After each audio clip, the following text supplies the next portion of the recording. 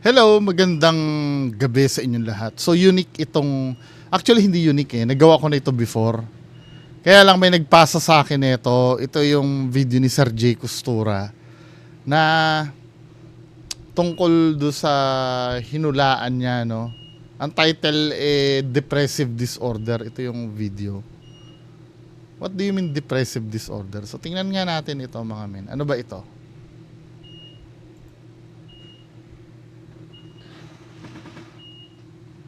Meron kayong abstract ng doctor o laboratory test.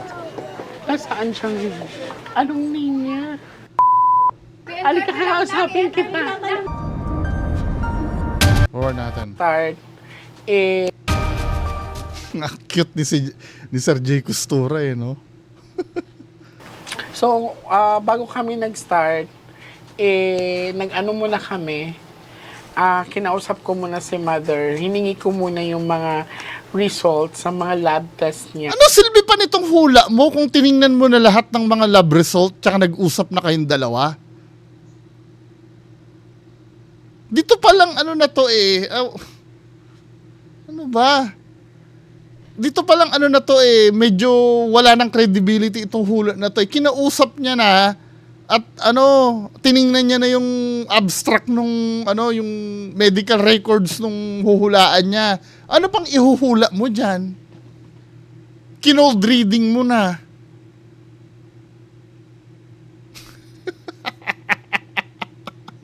Cold reading yung nangyari dito 'Di ba? When you say cold reading, kumuha na siya ng impormasyon.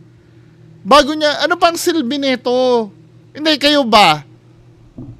Pero may sinabi ni Sir Jay Costura Ko muna si mother, hiningi ko muna yung mga results sa mga lab test niya.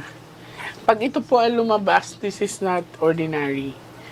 Okay, mother, ito ha, tingnan ito mabuti. Ano pa ba asahan? Meron nang diagnosis Meron nang lab results Ibig mo sabihin, pwedeng kontrahin ng baraha mo yung diagnosis ng professional doctor kapag ka lumabas yung Ace of Spades? Ano ba?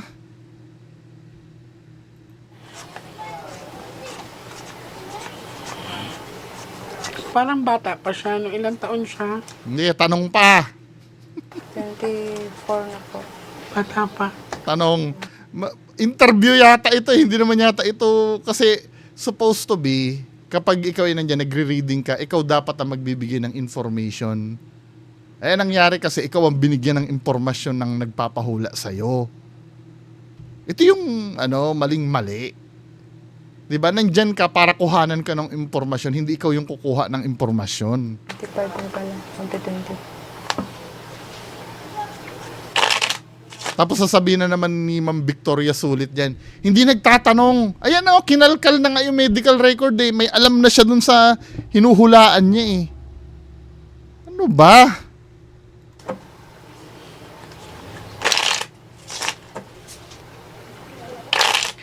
So, aalamin po natin ngayon kung siya ba ay possessed or talagang May diagnosis na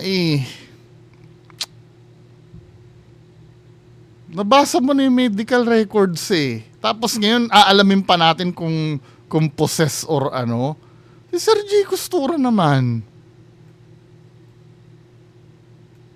Hindi ba form ng ng pang-uulol sa tao? kailangan ng tinatawag na medical assistance.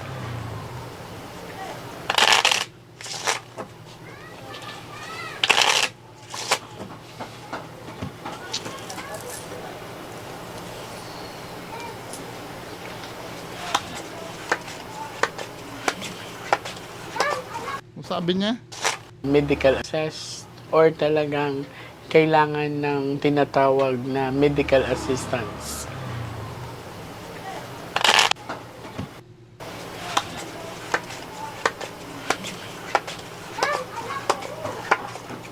Okay, now I want you to focus. I want you to pick one card. Forward na natin Hoping that this is a red card.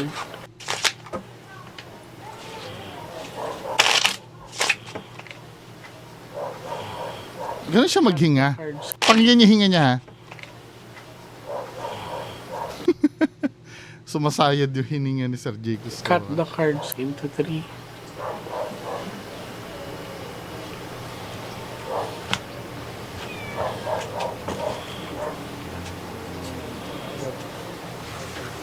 Kuha ka ng 7 cards of total, lagay mo dito.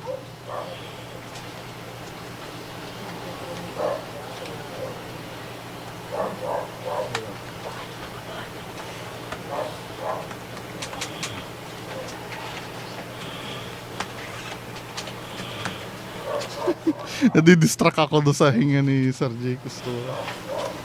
Pag may jack na lalabas dito, siya na po ito, ha? Okay. So, this is your mother. Okay. So, si mother, this is a black one, no? Ibig sabihin, medyo exhausted na rin yung energy ni mother. Nakakaramdam na ako sa kanya ng pagod at puya. Siyempre, nag-aalaga siya ng mentally unstable na na anak eh. Nagko-cold reading ka lang nito, hindi naman ayon sa baraha yon. Kahit ako, pwede ko sabihin na ganyan na talaga nararamdaman ni ate. Kasi nga meron siyang anak na inaalagaan na mentally unstable. At hindi ka na rin nakakapagpahinga ng maayos. Nagpre-pretend ka na okay, pero hindi ka okay. Nahihirapan ka. Ito ha, tandaan nyo, ang purpose kung bakit ka kinuha para hulaan yung mga bagay na hindi pa nila dapat alam. Pero dito nakikita nyo, lahat ng sinasabi ni Sir Jay Custora as of 3 minutes, no? Palaging mga alam na nila lahat. So, sa makatwid, magic show yung nangyayari. Nagsasabi si Sir Jay Custora, mga bagay na alam na nila lahat. Kasi,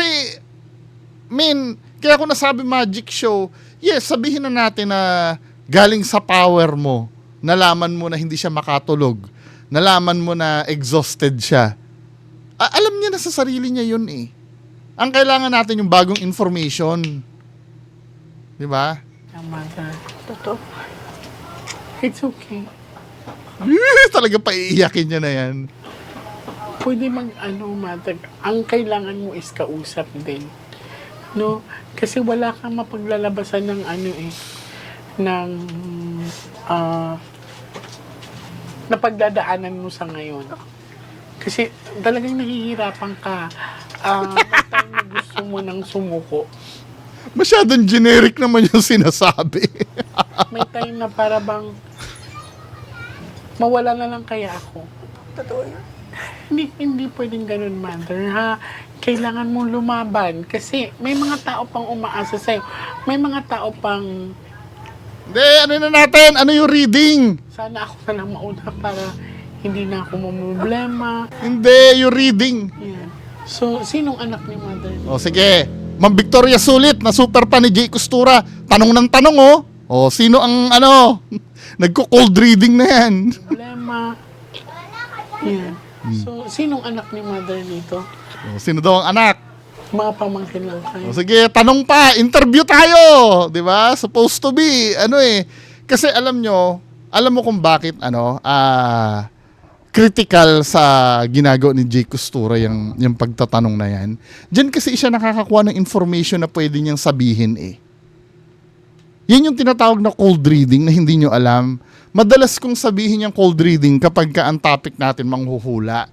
'Di ba? Pag sa paranormal naman, madalas nyo marinig sa akin, confirmation bias at pareidolia. Kasi yun ang kadalasan nangyayari sa sa ghost hunting.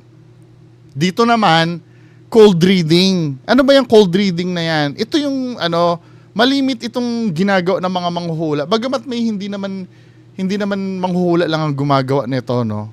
'Di ba? Ang cold reading kasi kumukuha ka ng information sa isang tao na hindi niya alam. Na pumunta siya sa bahay, let's say yung bahay na yan ay maliit lang. Tapos sasabihin ni Sir Jay Custora, dahil nakita niya yung bahay titingnan, let's say ang pinuntahan niyang bahay tumingin siya sa paligid. Wala man lang kalan, 'di ba?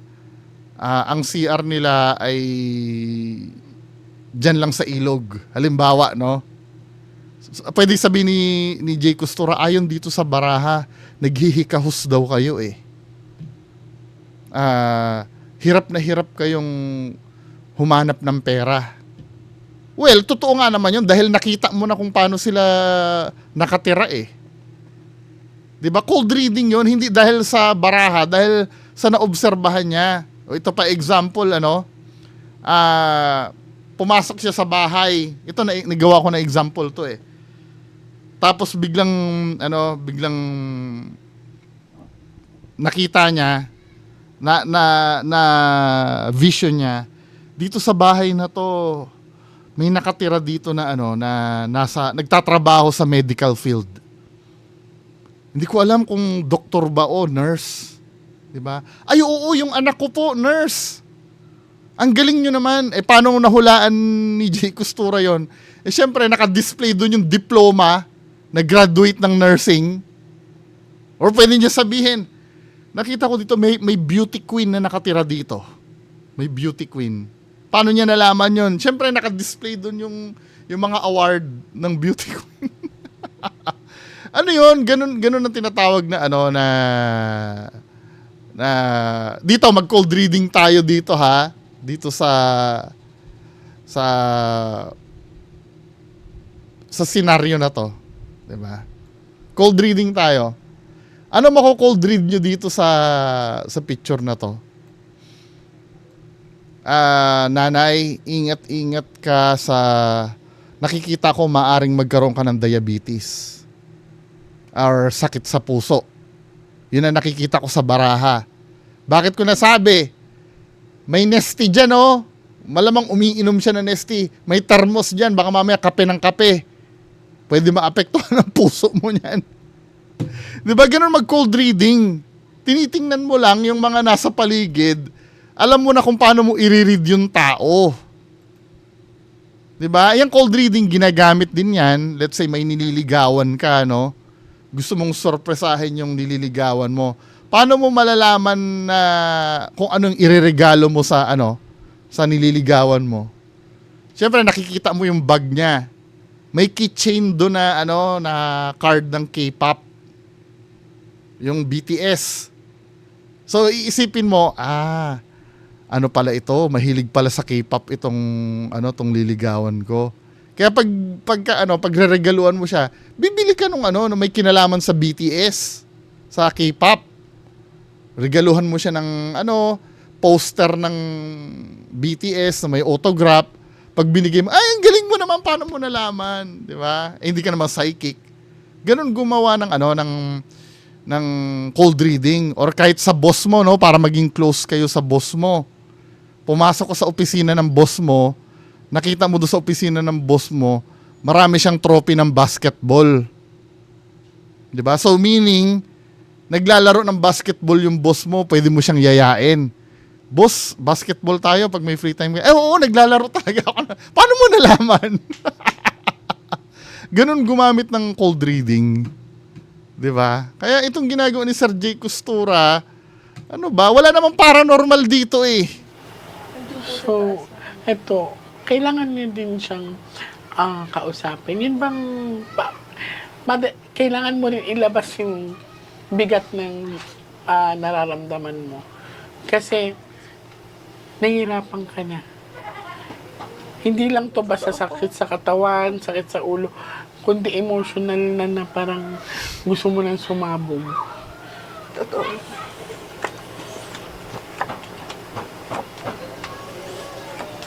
Ace of Hearts. Nasaan yung partner? O sige, tanong na naman, 'di ba? Ma'am Victoria Sulit, na fan ni Jay Costura, tanong ng tanong oh. Kasi si Ma'am Victoria Sulit, kinontra ako niyan dati eh. Nagpahula na daw siya kay Jay Costura, hindi naman daw tanong ng tanong. Kasi hindi niya lang siguro nalalaman na kino-cold reading na siya. Ayan oh, may nakita siyang Nasaan yung partner mo? Diba? Ba't mo tatanungin? Hindi ko masyado. Sa biyahe po. Okay. Mm. So, anong work niya? Nasa biyahe na nga eh. Ibig sabihin, alam ko, driver na yung Ako nga na-cold reading ko na eh. Tatanungin pa. Tricycle po. I see. Ano? So, anong work niya? Tricycle po. I see. Oh, driver! So, even the financial iniisip mo din eh. Oh, syempre, nalaman mo ng tricycle driver eh. Di ba doon siya nakukuha yung cold reading, nakikita nyo na kung paano mag-cold read si Jay Costura? Biglang kasama na yung financial sa problema kasi nalaman niya na tricycle driver yung yung nanay. Ay, yung tatay, sorry, yung asawa. So, even the financial iniisip. Di ba?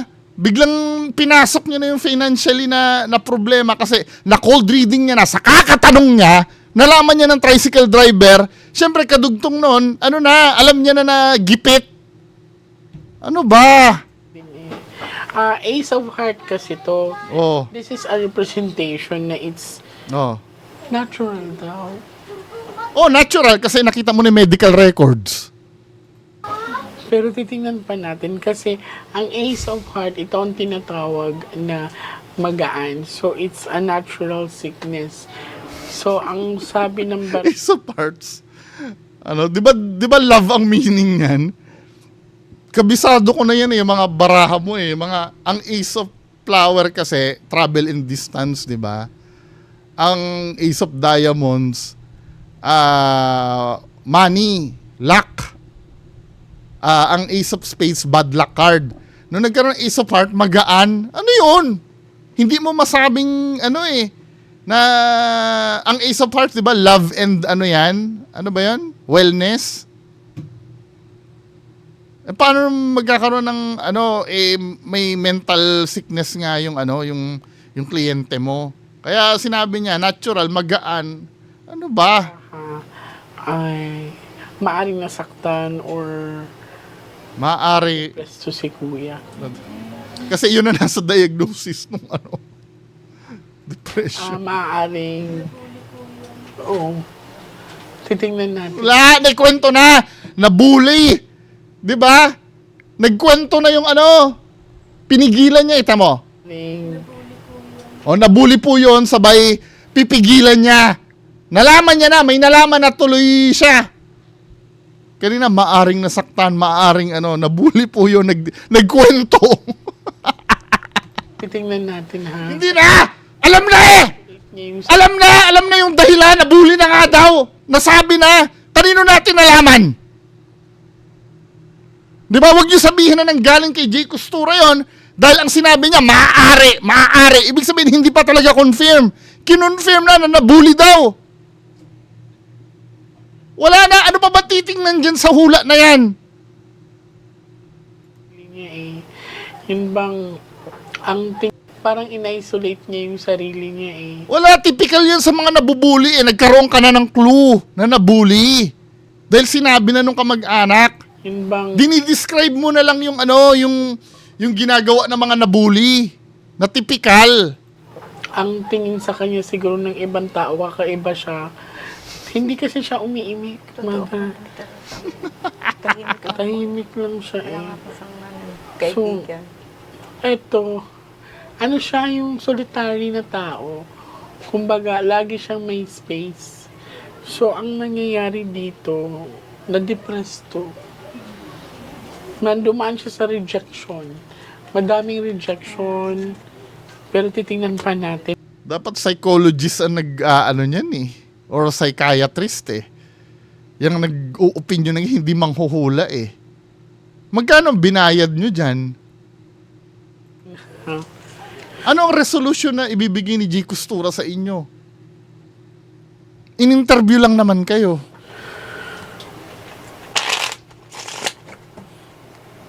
Forward natin. Tap the cards into the... Kuha ka darling ng lab test, 9 cards. So, sa mga lab test niya, it's normal talaga. Sa urine niya, sa heartbeat niya. Mental naman kasi yun Tingnan mo, in-scan mo na lahat na normal. Sa ECG niya, wala din siyang enlargement of the heart. So, ang gusto kong Tiningnan lahat. malaman is yung observation or analysis ng psychiatrist na tumingin sa kanya. Kasi dito, Gusto niya malaman para, ba't kailangan malalaman mo yun? May power ka naman na mahulaan mo based on the cards na pinapakita, it's maaring nasaktan yung bata. Hindi! Napakinggan mo na nabuli eh! Napakinggan niya na nabuli kanina, di ba? Anong maaari pa rin? Based sa cards.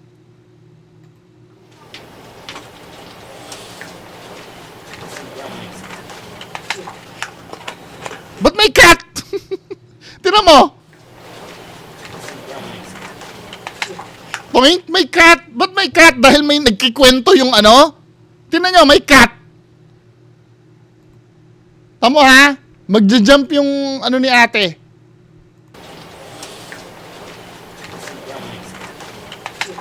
Tongink, may cat eh. Bakit nagkwento ba yung kamag-anak? Kaya nyo kinat?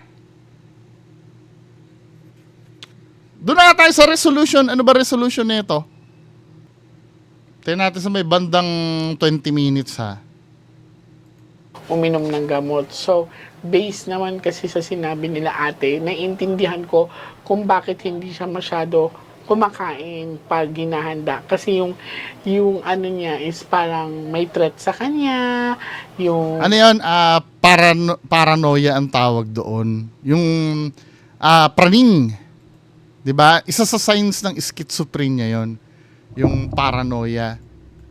Ang tawag diyan ay paranoid schizophrenia. Paranoid schizophrenia, while used to describe a subtype of schizophrenia, is now outdated term. The term is schizophrenia is now used to describe the condition, with paranoia being a common symptom. Parang nagiging general symptom na yung ano ng paranoia. Ang paranoia, ano daw ito? A persistent and irrational fear that others are out to harm them or that they are target of intrusive attention. Yung palaging severe severe main character syndrome to na lahat na lang ng tao pinagdududahan mo. 'Di ba? 'Yun ang tinutukoy ni Sir J. Costura. may nahalo sa pagkain niya. So, ang mas maganda din, samahan siya bumili. Yan.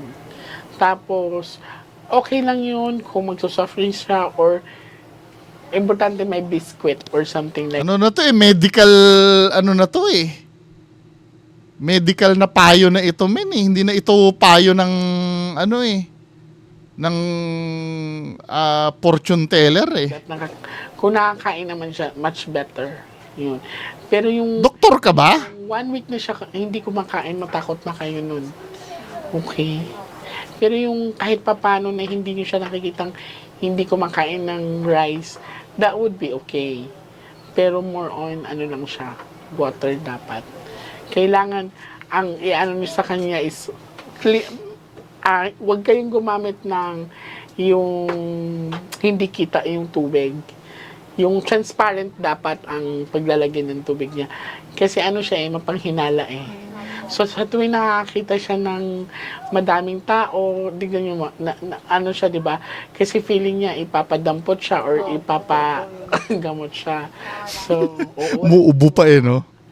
Yan, kasi ang feeling niya kasi every time na may o-offer kayo sa kanya is ganun ang mangyayari. Ganun yun. Yan. Kasi kasi dinampot kasi siya Dinampot siya ng bigla. So, Sige, kwento pa! natrauma siya.